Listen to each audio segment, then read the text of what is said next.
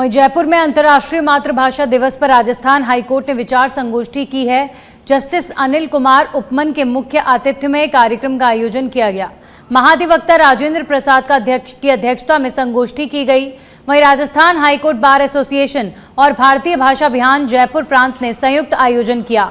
आपको बता दें कि बार अध्यक्ष महेंद्र शांडिल्य, महासचिव रमित पारिक, बार कार्यकारिणी संजू सैनी समेत बार के सभी पदाधिकारी इस दौरान मौजूद रहे। लेकिन देखने में आया कि घाटों पे कोई ज्यादा काम नहीं है। सारा कार्य, जैसे हम नए क्षेत्र में काम कर रहे हैं तो हम देख रहे हैं सारा कार्य अंग्रेजी भाषा में, कानून अंग्रेजी भाषा में तैयार होता है, फिर उसका अंग्रेजी रूपांतरण होता है। तो इस विषय में घाटों पे काम करने की आवश्यकता है और उसके लिए हमें उन देशों में सीखना चाहिए जहाँ उनकी भाषा में काम हो। और इस मामले में मेरा मानना यह है कि अगर हम फ्रांस से और चीन से सीखे तो वहाँ पे ज्यादातर काम फ्रेंच में या चीन। वहीं भीलवाड़ा की रायला से खबर है, जहां इराज पंचायत के रामपुरिया स्कूल में टीचर की कमी का मामला सामने आया है। ग्रामीणों और छात्रों ने स्कूल गेट पर ताला लगाया। कक्षा 1 से 8वीं तक संचालित है स्कूल, लेकिन स्कूल में महज 3 टीचर और ग्रामीणों ने जिला शिक्षा अधिकारी को अब इसे लेकर पत्र भी लिखा है। वहीं समस्या का समाधान नहीं हुआ और इसी को लेकर ग्रामीणों और छात्रों ने तालेबंदी की है।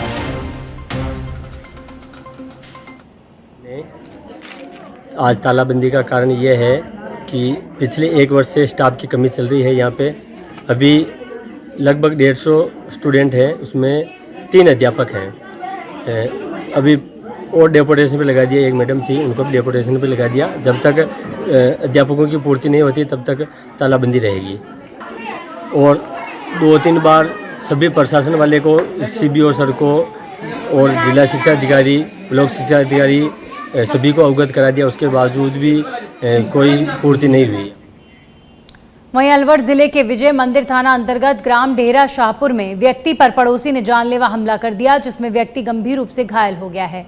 आपको बता दें कि 3 घायलों को अस्पताल में भर्ती कराया गया। पूरा विवाद लाइट चोरी से जुड़ा हुआ बताया जा रहा है। तहसील की अलवरी है, हमारे पड़ोसी से झगड़ा हो गया था। मैं जैसे ही घर के बाहर निकला तो उस करीब 10-15 थे, उसमें लेडीज भी थी, आदमी भी थे। उन्होंने मेरे ऊपर सरिया और लाठी से वार किया। ये विवाद क्यों हुआ? विवाद ट्रांसफार्मर पे तार हट गया था तो वो लगवाया, उसके बाद में उगाई हो रही थी तो हमारे जो भाई ने ये कहा कि भाई इसके जो चोरी से वो चलते चक्की, आटा चक्की, तो भाई इसलिए हटता है। उसी के पीछे वो एकदम से हैवी हो गए हमारे ऊपर और उन्होंने पीटना चालू कर दिया। आप अकेले घायल हुए? नहीं, एक मैं हूँ, मेरी घरवाली है और मेरा भाई है। 3 लोग हैं। वहीं बांसवाड़ा से खबर है, जहां रोडवेज बस में गर्भवती ने एक नवजात को जन्म दिया है। सागवाड़ा से रोडवेज बस में सफर कर रही गर्भवती महिला एक बेटे की मां बनी। शहर के कस्टम चौराहे पर बस में प्रसव हुआ और सागवाड़ा से रोडवेज बस में सवार होकर बांसवाड़ा आ रही थी ये महिला को अस्पताल में भर्ती करा दिया गया है। जच्चा बच्चा दोनों स्वस्थ बताए जा रहे हैं। तो रोडवेज बस में ही एक महिला की डिलीवरी का मामला सामने आया है। तो लेडीज पीछे बैठी थी बस में, तो इनको क्या अचानक से पेन हुआ, तो फिर इनको आगे सीट पे शिफ्ट किया। फिर जैसे ही आगे शिफ्ट किया तो बस थोड़ी कूद रही थी, तो इनको पेन हुआ बस में पेन होने के कारण इनको बस में ही डिलीवरी करवा दी गई और बच्चा लड़का हुआ है इनके और सेफ हुआ है। दोनों ही स्वस्थ हैं और बढ़िया हैं। कहाँ पे हुई थी डिलीवरी? बस में हम लोगों ने, एक लेडीज थी, उन्होंने शॉल वगैरह दी और सबने मिलकर थोड़ा। वहीं श्री गंगानगर के घड़साना से बड़ी खबर आ रही है, जहां पर बेटे की मौत की खबर सुनकर एक पिता को सदमा लगा और पिता ने दम तोड़ दिया। मृतक बेटे की हत्या के आरोप में अनूपगढ़ जेल में बंद है पिता। मृतक के साथ पिता और भाई ने की थी मारपीट के 3 दिन बाद इलाज के दौरान मौत हुई। अब मृतक के दोनों भाई अभी भी जेल में बंद हैं। रावला के 13 KND की ये घटना बताई जा रही है।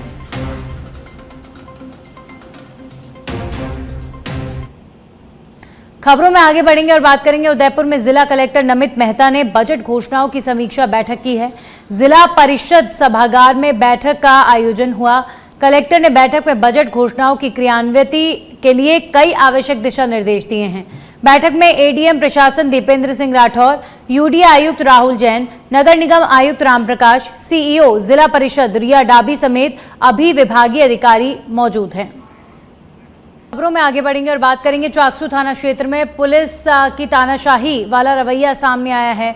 एक पीड़ित परिवादी ने पुलिस पर गंभीर आरोप लगाते हुए कहा कि जब वो अपनी शिकायत दर्ज कराने थाने पहुंचा तो उसे ही धमकाते हुए हिरासत में लेने की चेतावनी दी गई। पीड़ित के अनुसार बीती रात कुछ लोगों ने जबरन उसके घर में घुसकर महिलाओं समेत परिवार के अन्य सदस्यों के साथ मारपीट की।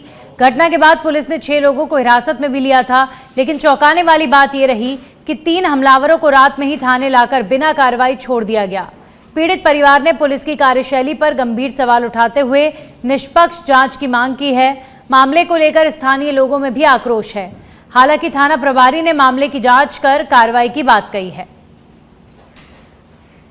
हाँ। जो है ना मतलब अगर अकेले ही थे हाँ। तो 6 आदमी आए और अंदर घुस गए और हमें से ना मारपीट की और हमें बचाव के लिए ना चिल्लाए ना तो बच्चे डर के बारे में रोने लग गए। और है ना मतलब मैंने अपने पति को फ़ोन किया, फिर और पति ने फ़ोन करके पुलिस थाने में फ़ोन किया। फिर यहाँ से गाड़ी चली गई, उनको उठा के लिए 6 जनों को 6 जनों को ला के ना 3 को तो अंदर डाल दिए और 3 को रात को छोड़ दी। क्यों छोड़ दी? अब ये तो पता नहीं ना क्यों छोड़ दी तीनों को, इनसे ना खतरा है। तो हमारे घर पे जो कल दिन में 5-6 जो अज्ञात लोग थे, जिसमें सीताराम जहांगीर और पूर्ण जहांगीर और दौलत राम जहांगीर और कालूराम योगी और हेमराज जहांगीर, ये 5 जने हमारे घर में घुस गए और हमारे घर पे कोई भी नहीं था, केवल महिलाएं थी और बच्चे थे। और ये लोग घुस के और महिलाओं और बच्चों के साथ मारपीट की है, लेडीज़ों के साथ हाथापाई की है इन्होंने और कने गाली गलौज करी है, बड़ी बुरी यातनाएं दी है। और जब मेरी पत्नी ने मुझे फ़ोन करके बताया, क्योंकि हम सारे भाई बाहर थे और मेरे भाई के साथ एक भाई था वहाँ पर, उसके साथ भी मारपीट की है। और फिर जब मेरी पत्नी ने मुझे इस चीज़ की सूचना दी तो फिर मैं वहाँ पर घर पहुँचा और फिर हमने चाकसू थाने में शिकायत दी। अब शिकायत देने के बाद में 5 लोगों को और एक मेरे भाई को वहाँ से घर से लिया गया पुलिस के द्वारा और गिरफ्तार कर लिया गया, यहाँ पर लाके बंद कर दिया गया 151 में। उसके बाद में रात को 2 बजे तक हम यहीं थे। उसके बाद में रात को जैसे ही हम यहाँ से गए और पुलिस ने क्या मालूम किस प्रकार से साठगांठ की है, क्या नहीं किया है, और 3 अपराधियों को यहाँ से उनको छोड़ दिया है। जिन्होंने हमला किया था उनको वहाँ से छोड़ दिया। वो वहाँ पर जाके हमें गाली गलौज कर रहे हैं, फिर रात को हमें धमका रहे हैं और ऐसे में कहने मतलब हमारे परिवार पर। वहीं अब खबर झालावाड़ से है, जहां पर तेज रफ्तार कंटेनर ने कार को टक्कर मार दी। हादसे में कार सवार 2 दोस्तों की मौके पर ही मौत की खबर आ रही है। एक युवक गंभीर रूप से घायल हुआ है। वहीं पुलिस चालक की तलाश में जुटी हुई है।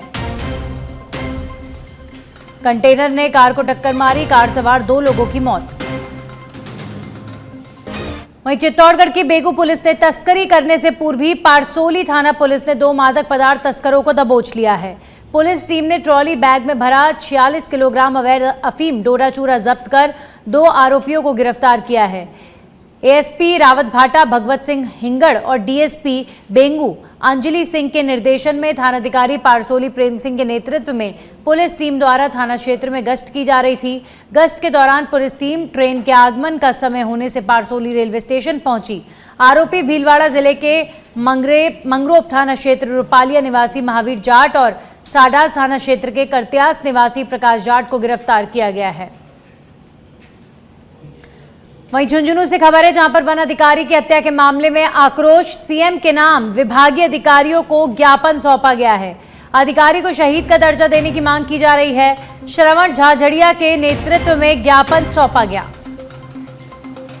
हमारे साथी किशोर कुमार रांगी को बीजागुड़ा रेंज जिले राजसमंद जिले के अंदर खनन रोकने की टीम के द्वारा ट्रैक्टर से कुचलकर निर्मम हत्या कर दी गई। उसी के संबंध में आज हम माननीय मुख्यमंत्री महोदय के नाम से ज्ञापन जिला कलेक्टर महोदय के द्वारा आज ज्ञापन देने के लिए आए। हमारी जो 8 सूत्रीय मांगे हैं, किशोर कुमार रांगी को शहीद का दर्जा मिले और रेंजों के अंदर जो असुविधाएं हैं, रेंजों की असुविधा के हिसाब से आए दिन हमारे स्टाफ पे हमले हो रहे हैं। उसी के उपलक्ष्य में आज माननीय मुख्यमंत्री महोदय के द्वारा इनके कलेक्टर साहब के मार्फत उनको ज्ञापन देने के लिए आए कि हमारी जो वाजिब मांगे हैं उन पर अमल किया जाए और संसाधन उपलब्ध करवाए जाए, ताकि आए दिन इन खनन माफियाओं के द्वारा इनके लड़ने के लिए हमारे पास विभिन्न संसाधन और हथियार उपलब्ध हैं। देखिए हमारे साथी अब खबर प्रतापगढ़ के छोटी सादड़ी से है, जहां पर लापता युवक का कुएं में शव मिलने से सनसनी फैल गई। युवक का शव मिलने की खबर से बड़ी संख्या में ग्रामीण मौके पर पहुंचे। जलोदा जागीर थाना प्रभारी मांगीलाल मीणा पुलिस टीम के साथ मौके पर पहुंचे और ग्रामीणों की सहायता से शव को बाहर निकाला। फिलहाल पुलिस परिजनों के बयान के आधार पर जांच कर रही है और युवक की मौत के कारणों का पता लगाने में जुटी हुई है। और अब खबर कोटा से आ रही है। नेशनल हाईवे 27 पर ट्रक और बस की टक्कर, महाकुंभ से लौट रहे दंपति समेत 3 लोगों की मौत हो गई है। 9 घायलों को MBS अस्पताल में भर्ती कराया गया है।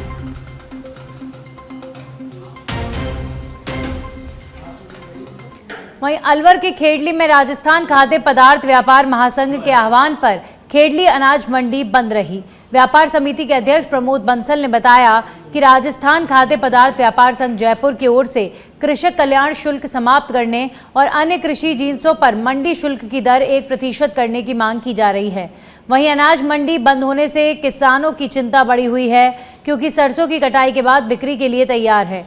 तो वहीं दूसरी ओर मौसम परिवर्तन को लेकर बारिश ओलावृष्टि से किसान चिंतित नजर आ रहे हैं।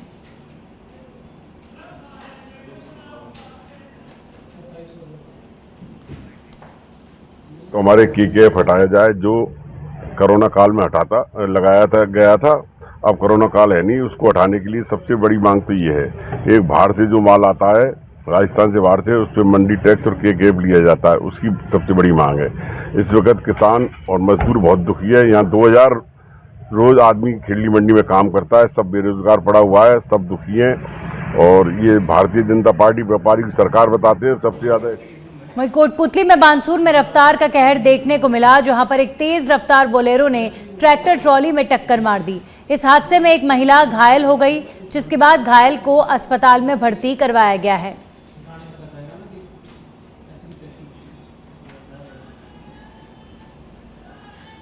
तो बोलेरो ने ट्रैक्टर ट्रॉली को टक्कर मारी। कोटपुतली के बानसूर में सड़क हादसा, और सीधे तौर पर रफ्तार तेज होने की वजह से ये भीषण सड़क हादसा हुआ है।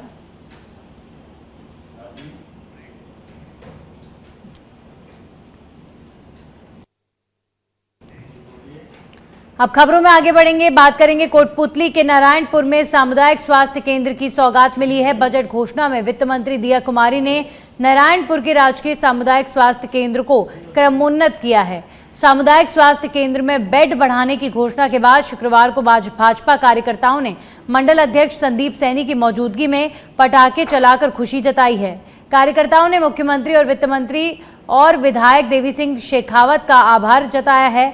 नारायणपुर क्षेत्र की जनता को अब स्वास्थ्य के क्षेत्र में और सुविधाएं मिलेंगी। बेड बढ़ने के साथ ही सभी सुविधाओं में भी इजाफा मिलेगा।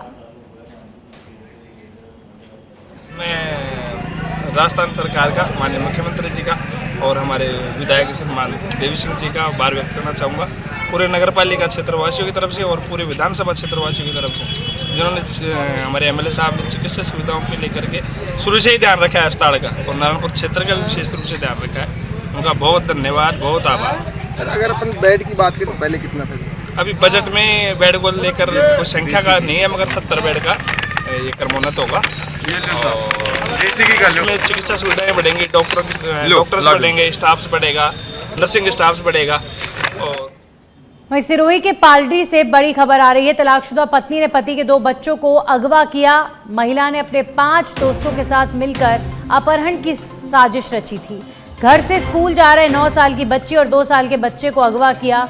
दोनों बच्चों को अगवा कर ले जाया जा रहा था सांचौर की तरफ। फिर परिजनों की सूचना पर पालड़ी पुलिस ने तकनीकी आधार पर पता लगाया। 5 दिन पूर्व बच्चों के पिता के पास से एक अनजान नंबर से कॉल आया था। उसी नंबर को ट्रेस कर पुलिस ने लोकेशन ट्रेस की और भीनमाल और करड़ा के बीच उक्त नंबर होने की जानकारी मिली।